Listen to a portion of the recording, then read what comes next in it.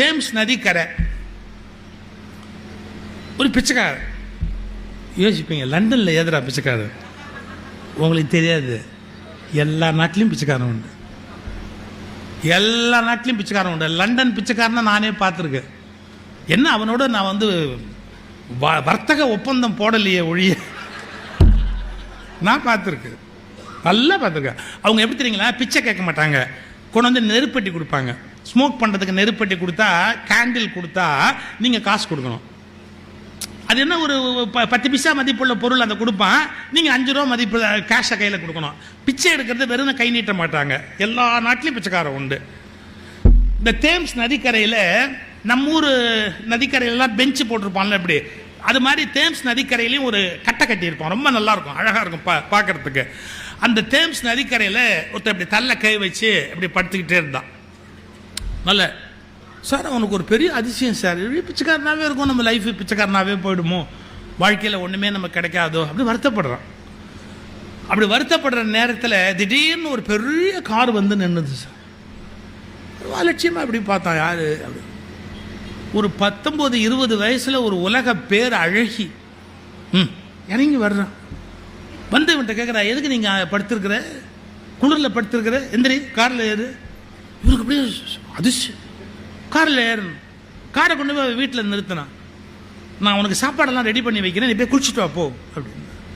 அவன் போனால் குளிச்சுட்டு நல்ல ட்ரெஸ்ஸு அவனுக்கு போட்டு எடுத்து வச்சு போட்டுக்கோ அப்படின்ட்டு பிரமதமாக குக் பண்ணி டேபிள் முன்னாடி வச்சு எல்லாருமா சந்தோஷமாக சாப்பிட்டு எல்லாம் பண்ணி அவள் எல்லாம் கொடுக்குறா.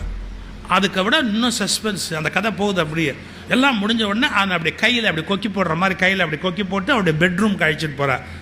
படம் ஒரு மாதிரி ஓடுதில்லை, சென்சார் போட வேண்டியது தான்.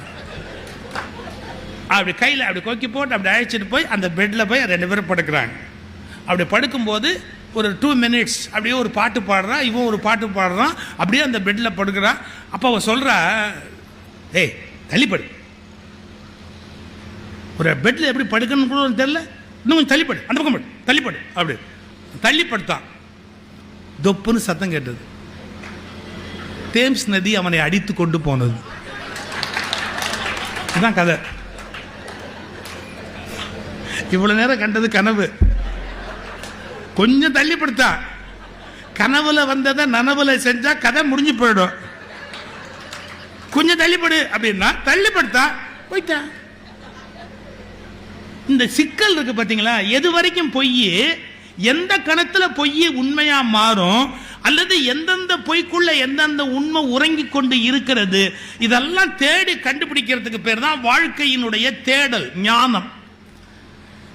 அது அவ்வளவு ஈஸி இல்லை, சுலபத்தில் அது நமக்கு வரப்போறது இல்லை. இதையெல்லாம் தாண்டி நாம் அதை கண்டுபிடிச்சு மேலே வர்றது ஒரு சுலபமான வாய்ப்பு அல்ல. அதுக்குள்ள ஏகப்பட்ட சிக்கல் இருக்கு.